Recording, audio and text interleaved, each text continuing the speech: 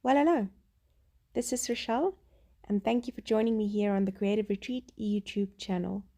I'm finishing up in the Abundantly More devotional for the month of July, and I'm so loving these journaling cards, especially this one with the dots, that I am going to try and recreate it.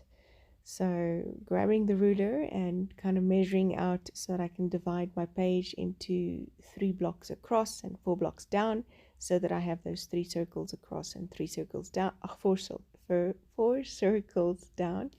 I'm literally going to try and match those colors as closely as I can and have kind of a loose circle as much as I can. So with these printables, it's one of the things I really enjoy is that you can make it your own and that you have these references that you can use in a legitimate way. You've purchased them, so you can use them, and that is different to, I think, seeing an idea and trying to copy it without giving the creator the credit for it. So I am very passionate about giving the creators of the things that I use the credit for it. And so these printables, especially the ones via Creative Retreat, I've always really, really, really enjoyed because they are just stunning creations by CC and the team, and it's just super inspiring, and I love to try and recreate them. So that's also a way of outlet for me and how I learn as an accountant to be a little bit more creative, because that creativity just doesn't flow extreme in me. It's something I can learn, so that's what I'm doing, is I'm learning. All this to say is I drew those circles from my circle stencil into these blocks, and trying to match the colors on this card as closely as I can with my DecoArt Americana paints, using a flat brush from Faber-Castell with, this is a flat size 12, and it's got a soft grip, so I kind of like that, and it's quite a soft brush as well. Works really well with acrylics, which is good. With the circles and the flat brush, this is something I saw on Instagram recently a lot, is people just in one stroke kind of doing these perfect circles with the flat brush. So another reason why I wanted to try out the card is to see if I could kind of recreate that without doing an outline and coloring it in, but just with one stroke of the flat brush doing that.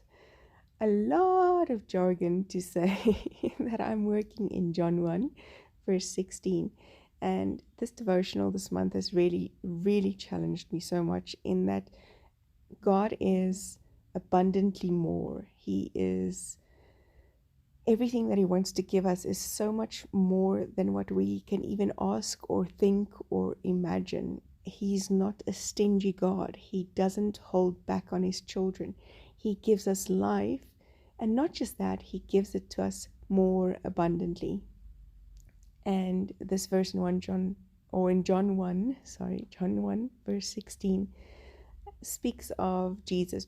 John is kind of introducing Jesus here, and he speaks of Jesus and the gift that the Father gave us in Jesus. And the specific verse speaks and says, from his fullness he has given us, or we have all received, grace upon grace. I don't know about you, but there's no way that what I've done in my life deserves grace. Yet, Father God is so much more that it really doesn't depend on me. I'm not the determining factor. Father God, from his fullness, see, it's already in him. It's overflowing from him. It is superfluous. It is more than enough that he has given, and he's full of it. So there's nothing else that kind of flows out of him except this fullness that he so freely gives to us in grace upon grace, and mercy upon mercy, and love upon love. And it makes me so excited to know that he he doesn't hold back. When we look at the parable of the loaves and the fishes, it really is God just being him. If I can try and teach myself just one thing, it is to take my own opinion and the stuff that I am full of out of the equation and compare it to the extreme greatness of God, and then how much he gives from his fullness. For the art, I finished off this journaling card that I've enlarged in my Bible with some brush lettering. Now I'm very much still learning brush lettering, so there's a lot of penciling going on around here. And then I'm using the Tombow Fudenosuke brush pen. I'm using the hard nib just because I find it easier to do those very fine uplines or upstrokes with it. If I use the soft nib or the soft tip, I kind of just get very shaky upstrokes because my hand just doesn't control it like I want it to. So I find the hard tip a easier one to work with. And then what I love about brush lettering is that you really can afterwards just go in and fix those downstrokes, make them a little bit thicker if maybe your hand didn't push down as hard as it should have, and all of those things. So that's what I'm just doing, is touching it up with that. And then grabbing these trusted Creative Retreat tile alphas. They're always a must-have in any stash. I do tend to hoard them because I'm so scared they run out, but I also want to use them in every layout that I do. So I'm starting in the middle and I'm kind of planning it out. I should have done it in pencil or at least with a ruler, but yes, it is what it is, and I just need to let go of my issues. And I think that's what I learned from this parable as well, is when I give the little that I have into God's hands, he makes it enough, in actual fact, more than enough, and he kind of perfects it. In my hand, while I'm clinging to it, it is the sort of cheap little jewel, while when I give it to Father God, it becomes the pearl that he has designed it to be. I do some alpha tile surgery, if you want to call it that, or editing, by just taking my white gel pen or then a darker gel or darker pen to fix some of the L's into E's or the F's into E's, because I always run out of E's, and I think I also ran out of a few other letters that I could fix with either a white gel pen or a darker pen, depending on the color alphas that I use.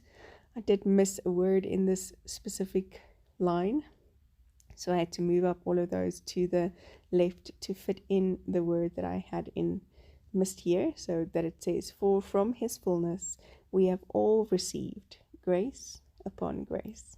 And that all is kind of important. So when I forgot it, I had the opportunity to really think that God is not a respecter of persons. It's not about, you deserved it, you were cute, you were this, you were that. It really is all about Father God and who he is, his fullness, not my lack, his abundance, not my need.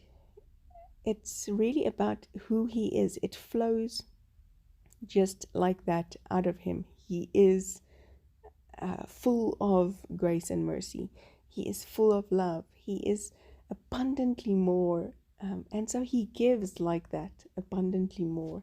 And I'm very, very thankful for that. I did use some of the labels, as you can see, and some of the words just to round off this page. And I'm so grateful for having had this devotion to work through. Thanks for joining me. Hope to see you again soon. Bye-bye.